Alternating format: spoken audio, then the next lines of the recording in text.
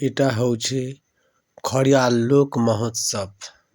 2026 कवि सम्मेलनी इन अनेक कवि महाशय वृंद उपस्थित होकर निजर निजर रचना करिथिबार काव्य कविता के पठन करिछन। बहुत सुंदर हिसाब रे लोक मानू नूतन उत्साहित नूतन रास्ता समाज को सचेतन करवार कविता अनेक सुंदर हिसाब रे कहि सारिछन। कि आमर भाषा साहित्य मनुष्य समाज हित उक्याकोशी अधार बाटे घाटे एते ज्ञान एते आलोचना एते सत्संग कला पर भी मनुष्य भाग विश्वास हरि बिगाड़ी दउछे काई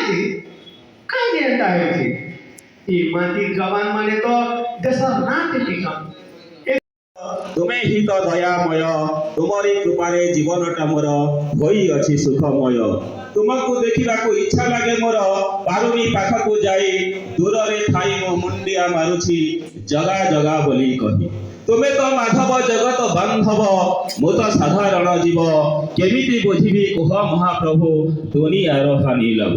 एथर आसीछि मोर कविता पढ़िला पाली आपन मानके जोहार करूछे। गीतिका निर्झर गाए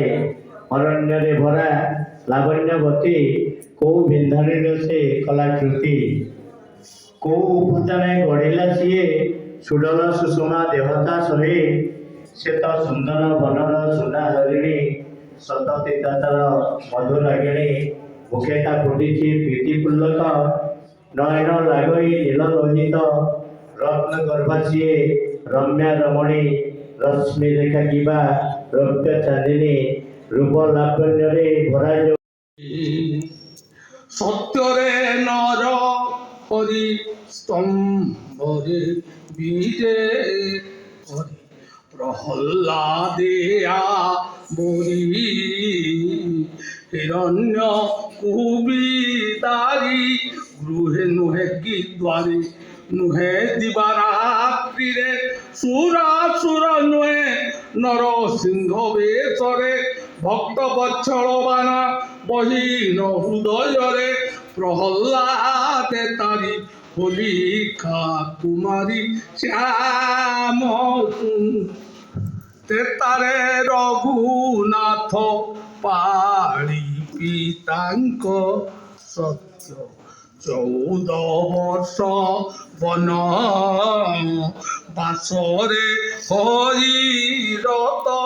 चित्रकूट दंडका पंचवटी रे देखा गोदावरी तटे थिला जे सुपनखा नाथा कन्न काटिन रूप करिबी वर्ण बाली मारी सुप्री बर रक्षा करी श्याम सुंदर मुरारी द्वापर जुगे कृष्ण रूपे हो नम पुतना बोका अघा सकटा कुमारीर कल महाभारत।